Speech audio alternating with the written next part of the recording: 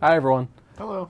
I'm Brian Hines. I'm the game director of Tyranny, and this is Nick Carver, one of the system designers on the game. And welcome to another Tyranny stream. So we're here in the Obsidian streaming office, and one of the things I wanted to show that we didn't get a chance to show last week, that Mikey, who's our social media manager, does, is as people submit fan art for our games, we will actually print it out. And here's one that has been created for Tyranny that I will show you guys. That's some fantastic art of Tunon, the Adjudicator. And let's see if I can get this back on the wall without actually causing problems. There, I got it. Okay, you got it? Well, that didn't go as smoothly as I hoped it would. But so thank you. If you guys have more Tyranny fan art you want to submit, we'll actually get it printed out on canvas, and we'll have the team sign it and send you a copy as well. So thank you to everyone who might be submitting art for that. This was a fantastic image we got. So for today's stream, we're going to showcase one of the features of Tyranny that we talked about very briefly early on, but haven't shown anything for yet, and that's actually the player base system. So we're going to go ahead and load up a save game here. Nick is going to drive for us. Alrighty. So yes, that one. So those of you who've played Pillars of Eternity are familiar with its stronghold mechanic. Basically what we want to do differently with Tyranny is to have not a single location, because you're about conquering the tiers and dealing with the various insurrections that are springing up in the various conflicts. So we didn't want to have a single location you're going towards. So instead, do you want to bring up the world map, Nick? Yep. So go ahead and close this real quick. So we've shown the world map off previously, and we've shown the old walls on one of our previous gameplay streams. So one of the other major features of the world are what we call the spires. So these spires were built by the same civilization as the group that built the old walls. No one's quite sure what the purpose of them is, and most people have no idea what they're actually for. They're basically these giant structures that are taller than the clouds themselves. So it's actually, most people have never, they see the spires on the horizons and they actually use them to navigate with about traveling through the world, but most people have no idea what they are. All they know is that there's superstitions about living in the shadow of a spire being very unlucky. Well, one of the things you can do as a player, the spires play into the narrative. I won't go into details about how, because we don't want to give away too much about the actual narrative of the game.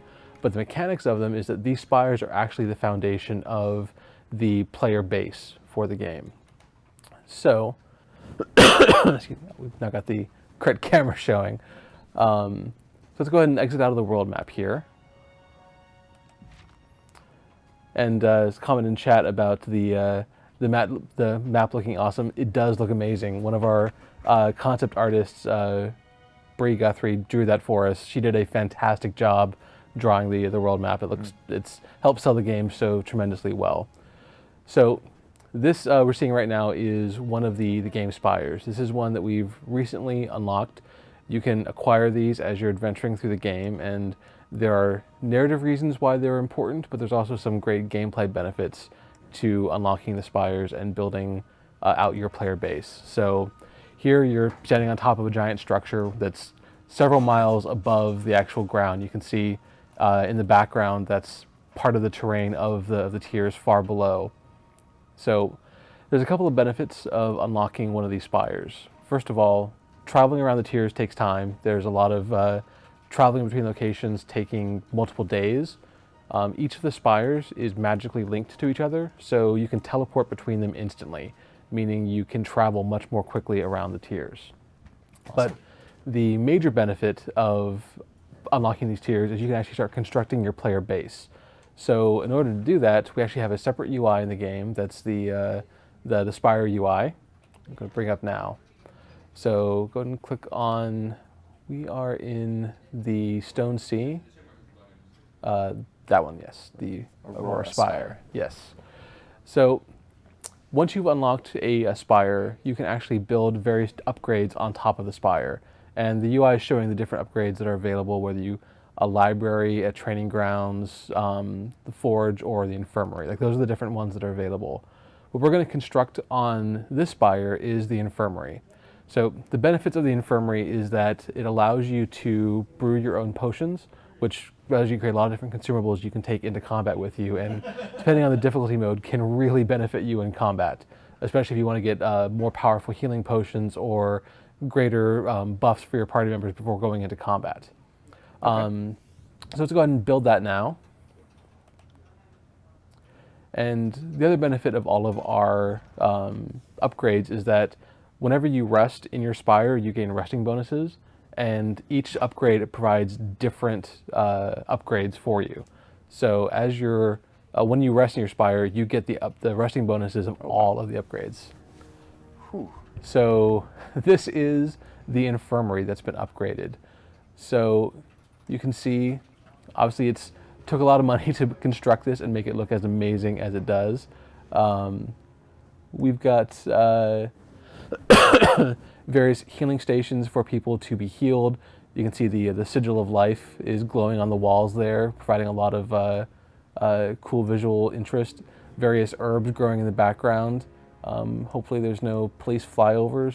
Look at the heat signature of that. We don't know how legal those crops are, but I noticed my companions are hanging out here too, so Verse actually isn't in my party right now. She's waiting here in my spire. Yeah, basically, whenever you have party members who aren't with you, they hang out in the spire. And while they're doing that, they're training, they're researching, they're actually still trying to build up their skills and experience. So based on how well you're doing out while adventuring in the game, they're still also gaining experience as well. So your companions don't fall behind you in level and experience. So the other major gameplay benefit of the Infirmary upgrade is allowing you to actually construct your own potions, which we're going to show you now. Okay. So this has an alchemist bench, which you can use to make your own potions. All of our potions require a resource that we call alchemy supplies, and here on the right, you can see where all the different resources that are used in the Spire, including alchemy supplies. So there's a question in the chat right now about the people in the Spire. Do you get your own army to form, or do they have a name like the Disfavored do? No, you don't have. So if you're allied with the Disfavored or the Chorus, you are working with those armies. If you choose to rebel against the Overlord, you do start to construct your own force based on the rebel groups that you bring together over the course of the game. Okay. So here with this this UI, you can actually see a list of the various different potions that are available for you to brew, or different plants you can refine to be used as actual consumables in the game. Okay. And not all of these are available right away. Some of them you're going to find recipes for as you're adventuring through the game, which will unlock more potions for you to actually brew here in the Infirmary. So there's more than there are here currently? This isn't all of the potions? This isn't all of it, no. Awesome. Actually, there's several. There's a handful that you can just find as you're adventuring through the world. And also there's another upgrade, the library upgrade, that allows you to research other potions, more rare and powerful ones to allow you to build even more stuff. Okay. Do you want to create one? Yes, go ahead and give yourself a healing potion. So each of these, when you select the different potion, you can choose how many you're going to purchase, and it shows you what the overall cost is and how long it takes to actually build. So brewing potions, some potions need a certain number of recruits to be hired at the Infirmary, which we'll go over in a second. Okay, so I can't actually brew these right now, but if I had recruits, I could. Yes, but okay. Here we can show off some of the different potions, like healing potions. We also have some poisons that you can generate as well.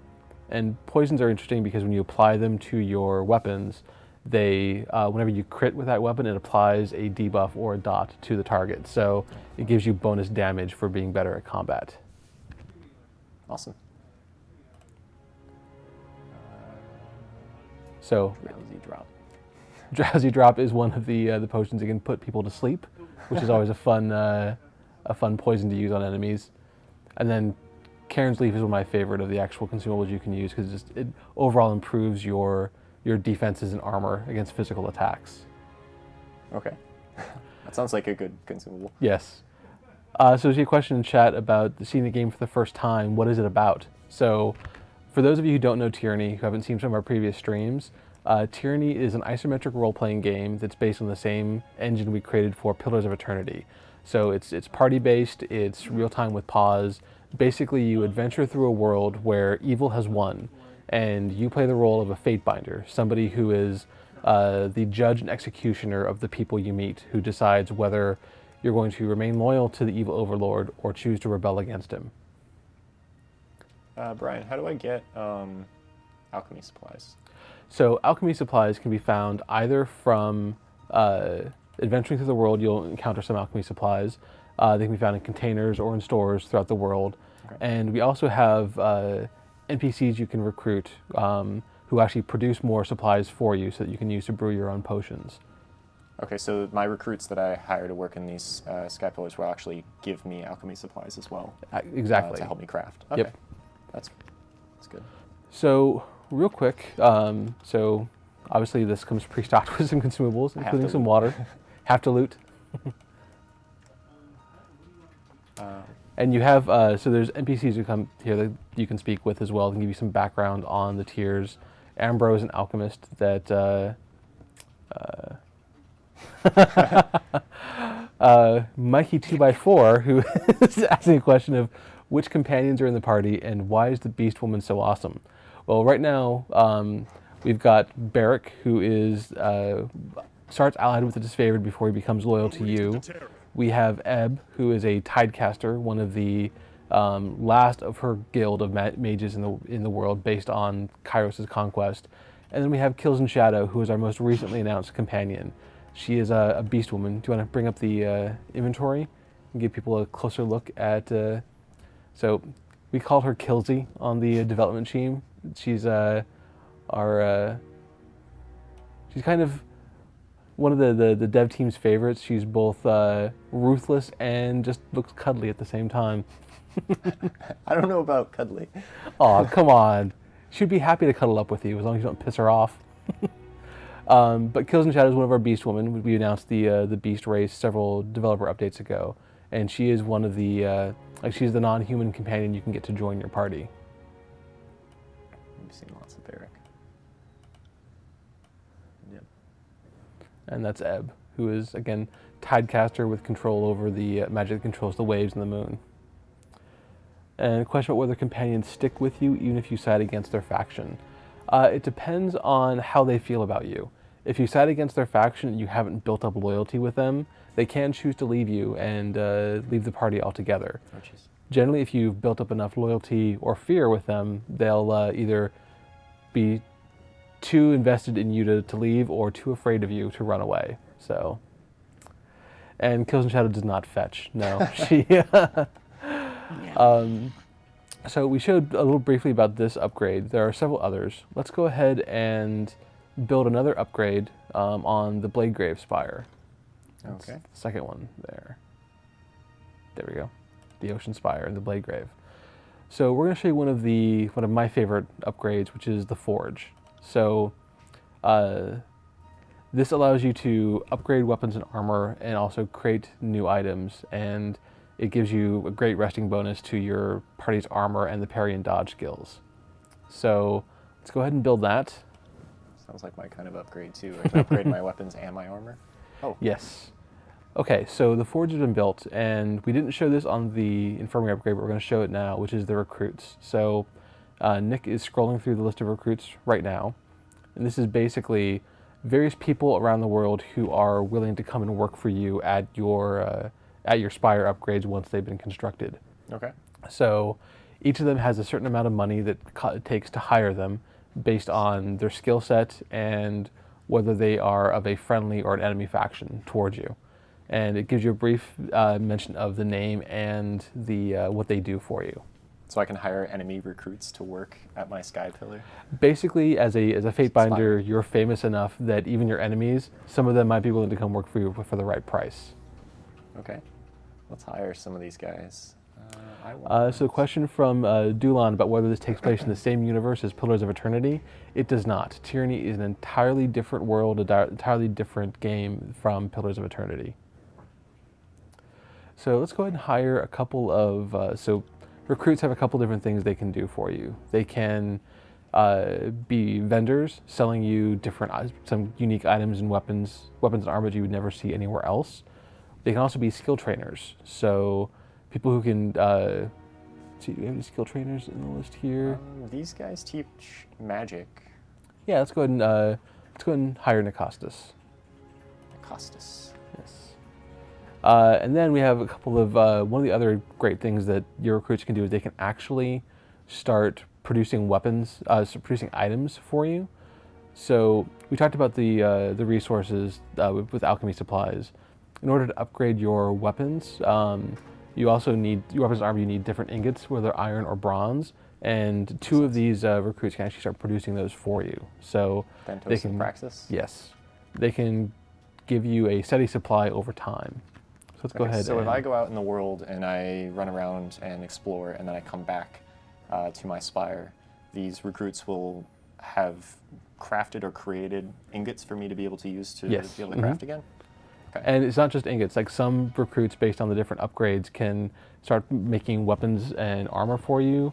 There's a thief recruit you can hire who finds valuables lying around that you might be able to finds. Yes, he acquires things. There's no reason to wonder how he acquires them. Evil has won. What he's doing is exactly totally within the law. Maybe, probably not. Okay, so I've hired 4 recruits. Is that enough? Yeah, let's start there, and then we can go to. So, I mentioned briefly earlier on that all of the spires are actually connected with each other. That you can teleport instantly from one spire to another. So let's go ahead and show that here. All right. Is that what this glowing portal is down here? Yes, the portal allows you to travel to and leave. Oh, we've got a question. The time we have to beat this game, is it similar to Majora's Mask where the moon will crash? So the entire game is not timed. There's sections. There's a section at the very beginning that, based on Kairos' edict, you have to complete within a certain number of days. That we've tuned to be fairly generous based on the difficulty mode and how many side quests you choose to do.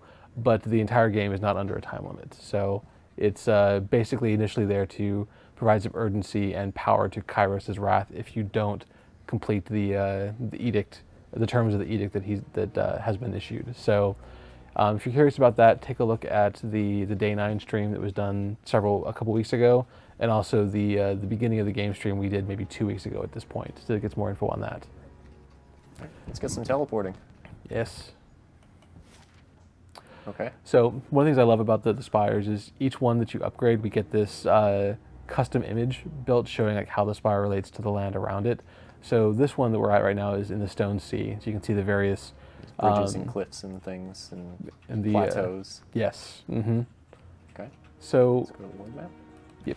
And so here we're on the world map, and as I think we've shown in the past, when you are mousing over different locations you can travel to, you'll see an actual path get displayed, showing like how how your party will actually travel to those locations. If you want to mouse over some of the paths in the Blade Grave, some of the locations.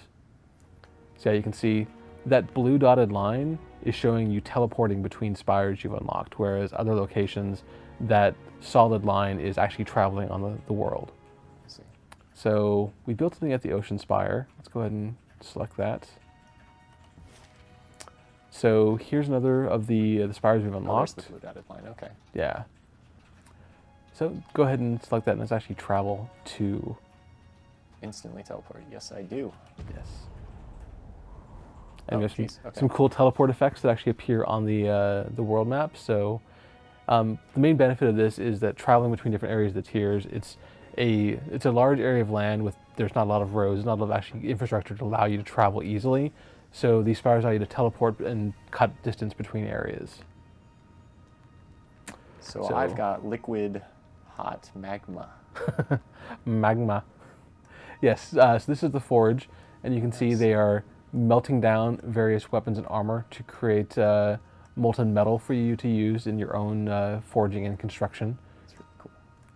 It's yeah, our artist did some great concept work on these upgrades, creating some very unique environments for the for you to build. So we have a question. Do you die spectacularly if you let the timer expire so you can experience the glory of Kairos? If you do not fulfill Kairos' edict, you will die early, yes. Okay. And there's a question about what age the game is set in. So it's equivalent to like the end of the Bronze Age, beginning of the Iron Age. This is something that most of the world existed in the Bronze Age. Kairos and his empire are under the living within the Iron Age. So it's basically allowed Kairos to field a much larger army because producing iron weapons is a lot cheaper than producing bronze weapons and armor. So that's one of the reasons how the Overlord was able to actually conquer the world. Interesting. And because this question has come up in the past, it's inspired by Earth's Bronze Age and Iron Age, but none of these civilizations are based directly on any of Earth's civilizations during that time. It's more inspired by the era and the type of technology that was available at that time. It's a whole new world. Yes. So here's the forge, and you can see in the background, this is in the Blade Grave, which it's very distinct. You can see an old wall there in the background, and the various details of the terrain from the Blade Grave where the Spire is located. It's cool. So, the forge. This is one of my favorite upgrades. It has some great functionality for players. The major thing you can do here is actually upgrading your weapons and armor. Can I upgrade Barrick's old Yep. encasing here around his body? Yes, Barrick is trapped inside his armor. He cannot leave. It cannot be removed. He can't even remove it to go to the bathroom, so he stinks. He is not. Just lay him down on an anvil and hammer away. Pretty much, yes. Okay. Well, his armor was created when weapons and armor were mystically wrapped around him during one of Kairos' edicts. So he's pounding on more swords and spears. It's great. Added to the pile. Question about whether there are guns in the game. No, this is again Bronze Age technology. There are no guns. There are no crossbows. It's basically ranged weapons are thrown weapons like daggers and javelins, or bows are available. Okay. So let's go ahead and bring up the upgrade screen. So basically, it goes right to the inventory. Okay. Yeah, so you can look at any weapons or armor that you actually have acquired so far, and you can select one. Let's upgrade Barrick's main armor. So this will show you what his current armor is and what you can upgrade to. So all of our weapons and armor and shields have a quality rating, starting out at common and increasing to fine, superior, exquisite, and then the top level is masterwork. So upgrading increases the quality of the weapon or armor, which increases either the damage or the defensive capabilities of the armor based on the higher quality tier. So if I find an item early on in the game that I really like, maybe I just like the way it looks or a certain quality of it, I can actually use that item throughout the entire game? You can, yes. If you have the right equipment and the right number of recruits, you can continue to upgrade that weapon all the way through the game. But it starts costing a lot more money to upgrade to higher tiers of quality and requires more recruits to do so as well. So it will require you to spend more time at the forge. Okay. So there's a cost, but I can do it if I want to. Yes. So here we can see that by comparing the two, Barrick's iron armor is going to upgrade from 6 armor to 7. What would you say is the biggest lesson you have learned from Pillars, and how did you implement what you learned into Tyranny? That's a loaded question there. That's a very big question. There's a lot of things there's a lot of changes we made from Tyranny after looking at Pillars and how people were playing with it. The other changes we made just because we want to make a very different game that's a different style of RPG than Pillars was. I think as far as the biggest lesson, this is honestly one of the things that I wanted to do from the very beginning, which was making just a game that was a little bit shorter in duration. The crit path playthrough for Tyranny is somewhere around 20 to 25 hours of gameplay. A full playthrough trying to do everything can take a lot longer. It can be 35 to 40 hours if you're trying to do all the side quests and play around with the player base and the upgrade systems more.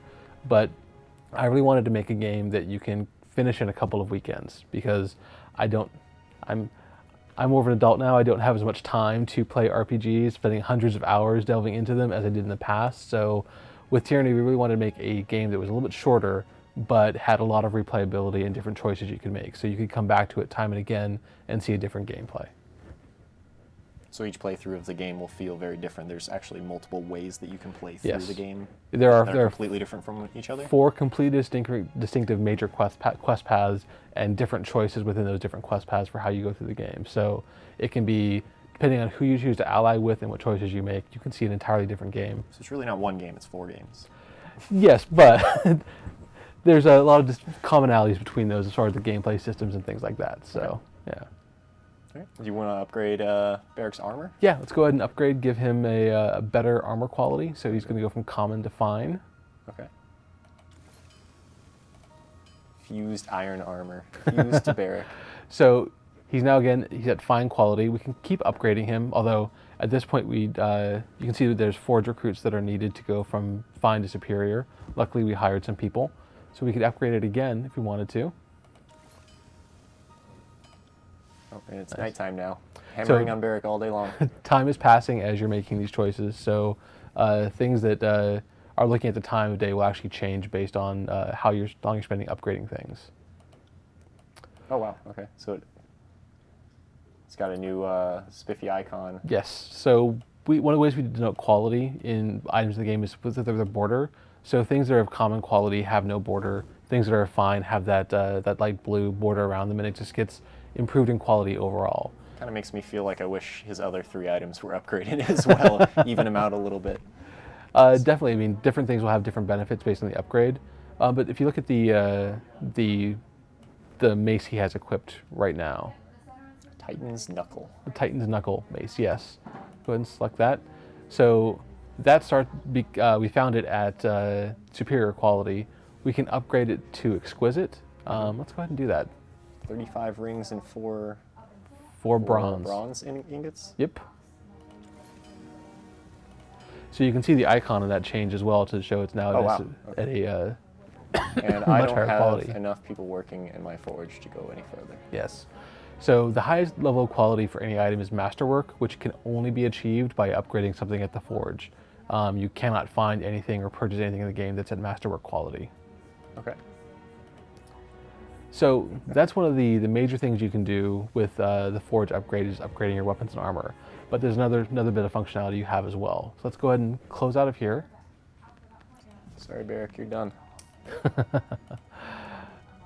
And so there's this smith right in front of us, who is your main point of contact here at the forge, Volus, the master of smiths. So there's a question about whether this allows you to enchant weapons. No, we don't have an enchanting system in the same way Pillars did. There are different spells you can find that allow you to cast like fire or frost onto the weapons you're wielding and get a flaming sword or a sword that freezes opponents when you hit them, but nothing that makes that an inherent bonus to the weapon that you can always do. So, Volus, who's a master of smiths, has a couple of things that are available. So let's go ahead and choose the first dialogue option, saying we want to forge something with him. Certainly, Fatebinder. So this brings up the Forge UI. So there are a specific set of items that you can find throughout the game that you can only create by having them forged at your Forge upgrade. There's a couple of artifacts that are only available this way, and a lot of unique items and weapons that can only be found in that method as well. So let's select one of the artifacts. Let's look at the Commander's Plate. Whoa. So this gives you an idea of, this is the like the description of the weapon, the armor. If you scroll down, Okay. it'll also show you the stats of that artifact, and also what unique ability you'll get if you actually choose to build that artifact. Oh, so this is why I can't do it. Again, I don't have enough people working in my spire. Right, you would need more recruits available. And that costs considerably more. I'm assuming iron rings are better than bronze rings. Yes. So iron rings are the most have the most value, then bronze, then copper. Okay. And of course, Kairos set the value of all these things. And since Kairos is based on iron, iron is the most valuable. Oh, coincidence. Yes. So there's also other things you can look at. Let's look at the the Pride of the Forgotten Shield. Barrick likes his shields. It's one that Barrick can equip. So this is a a nice shield. It's got the survivor trait, which means that when Barrick falls below 35% health, he'll take half damage, which is a great one for Barrick as a tank. So this is a fantastic shield for him. So and I can make this. So let's go ahead and forge this. So the difference between forging a new item and having something upgraded is you don't get it instantly. Go ahead and bring up the Spire UI again. So you can see there's now a progress bar that displays on your Spire UI saying that progress is underway, but you're not going to make any progress until you actually go out and start adventuring and earning experience in the game. At that point, time will begin advancing, and once you've earned enough experience and time has advanced enough, then that item will be done, and you can go back and collect it from your Spire. So they won't work unless I'm out working. Exactly. Yes. I'm paying them though. So yes, you've paid them, but they don't like too much. Like you don't want to micromanage them. Okay. They get nervous if you're watching them. So as long as I'm out doing my thing in the world, these guys will be crafting the items that I want. Yes. I need to come back periodically to be able to obtain them, and then I can have them craft something else. Exactly. Okay. So that's and obviously the things you can have crafted and forged for you are some of the better items in the game, some very unique effects and abilities. So those are the two we wanted to display here for this the stream, but there are two other upgrades you can potentially build: the library and the training grounds. The library is a fantastic upgrade if you really want to delve into the depths of the magic system, or have the most artifacts to craft, or learn the most about the game. The library is great for researching new artifacts, researching new magic symbols, and like basically getting the most out of the various systems in the game. The library upgrade is great for that. Okay. Then the last one is the training grounds. So we can show this in a second. We've hired some skill trainer recruits. The training grounds are where you can actually find the best skill trainers who can train your skills to the highest levels and have the most variety of skills to train. So if you really want to get to try a lot of different skills and really maximize your skill values, the training grounds is the best upgrade for that. Okay, so I can hire skill trainers, and then I go to them, and they'll teach me how to raise my skill ranks. Yep. Let's actually go ahead and show that now. Okay. Do we have any? We did. We hired Nikostas, so Nikostas, he's over there on the right. So let's talk to him. Teach me things. Teach me how to levitate that glowing orb. So let's go ahead and train. So this is our skill training UI. You can see every skill trainer has a certain set of skills they can train and a certain level they can train it to. So Nikostas can train up to rank 75 in control fire, frost, lightning, or vigor, which are 4 of our spell types. Okay. So right now Ebb has control lightning. She's got 10 ranks out of the 75 he can train to, and he can train for 10 copper rings. So let's go ahead and train her. So you can see I notice this bar is increasing. Yep. That is Ebb's overall XP required to her next level.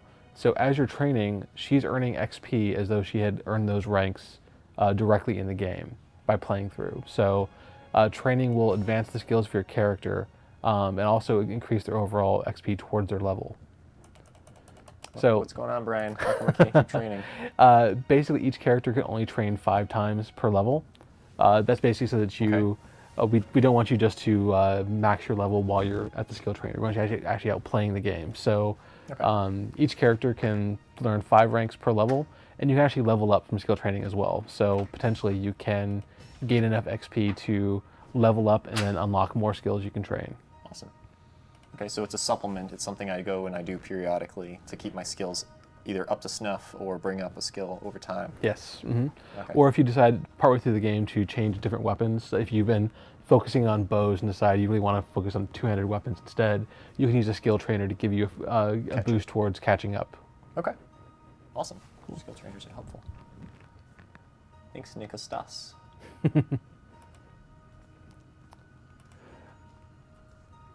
And you can see the skills.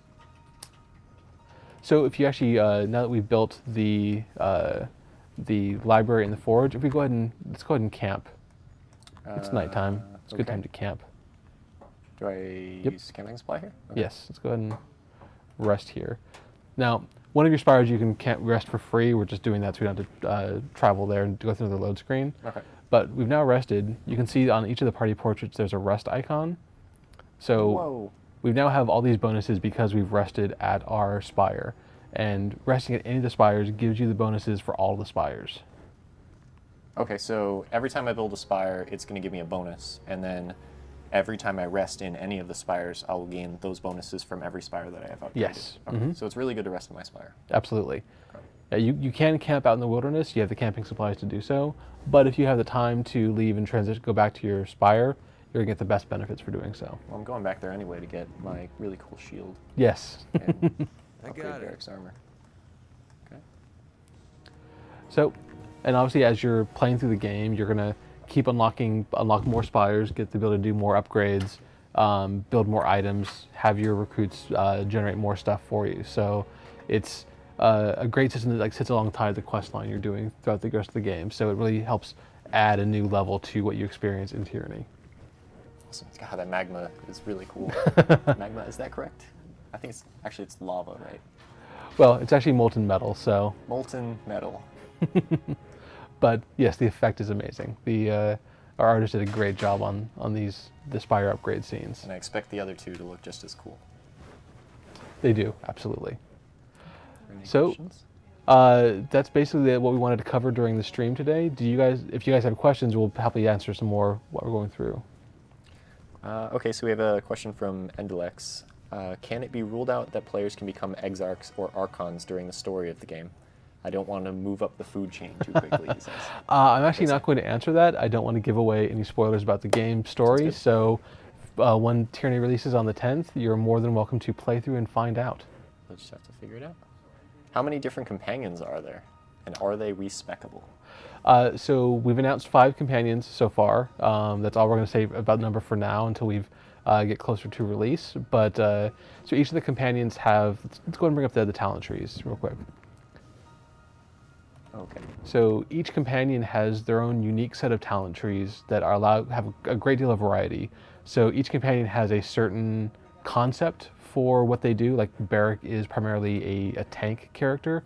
But within his talent tree, depending on whether you focus on a single tree or go across multiple different talent trees, you can create hybrids of different roles for him. So in looking at here, I've mostly trained him in the Sentinel talent tree, which makes him much more of a defensive character, a good tank.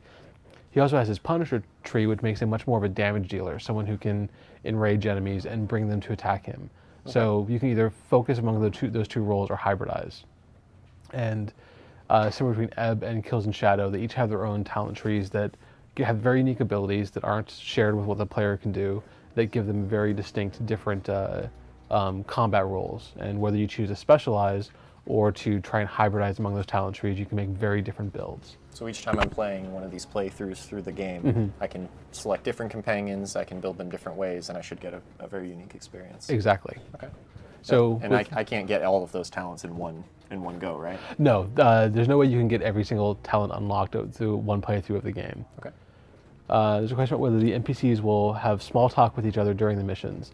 There are definitely moments as you're adventuring where they will banter with each other. It depends on which companions you have in the party and how they're feeling about you and each other at that point in the game. So if I pick 2 clashing companions, like Barrick is disfavored in versus Scarlet Chorus, I should get some unique or interesting experiences. Definitely having those 2 in your party, you get a very unique experience because they have a past that you'll discover as you play through the game. Okay. Are spires the only form of a stronghold? One of the viewers remembers seeing a castle being claimed in one of the streams. So for our E3, we showed an assault on an actual citadel. That's not the player's stronghold. That's just one of the locations in the game that you can go inside. You can fight your way through as part of that quest line. The spires are the only former player base we have in Tyranny. Okay. There's a question of if Kills in Shadow fights in broad daylight, will her name change? Nope, she's always killing in shadow. She's actually, one of her focuses on stealth attacks, and even I personally find it hilarious that a creature that large can be stealthy enough to hide in broad daylight, but she can do it, and she has a lot of abilities that, if she attacks from stealth, give her great bonuses. It's like the half-orc rogue or ogre rogue build. Exactly. Okay. Question of whether we can romance companions. You can romance kills in shadow to your heart's content.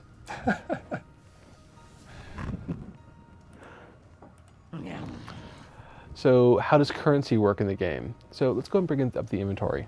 Okay. So there are, basically this is currencies in the form of rings, copper rings, bronze rings, and iron rings.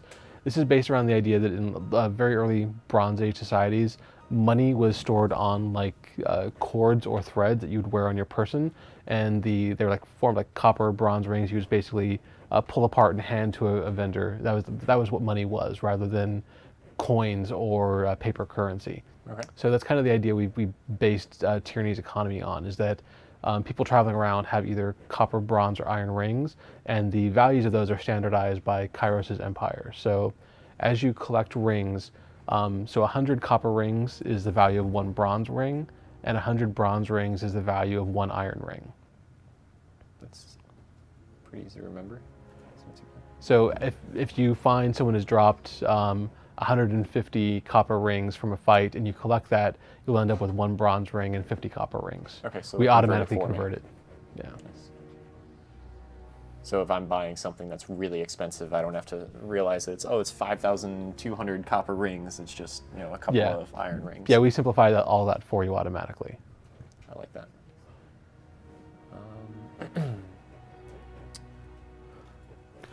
So if there's no further questions, I think we'll go ahead and wrap up. And thank you guys for watching our stream today, going over the player base. We'll also have a developer diary about this for later on this week for people who may have missed the stream. And our next stream will be it's either next week or the week after. I can't remember off the top of my head. Going over more of the intro and beginning of the game. So. Thank you all guys for showing up, and Nick, thank you for helping problem, man. drive. Have a good day. Bye, everyone.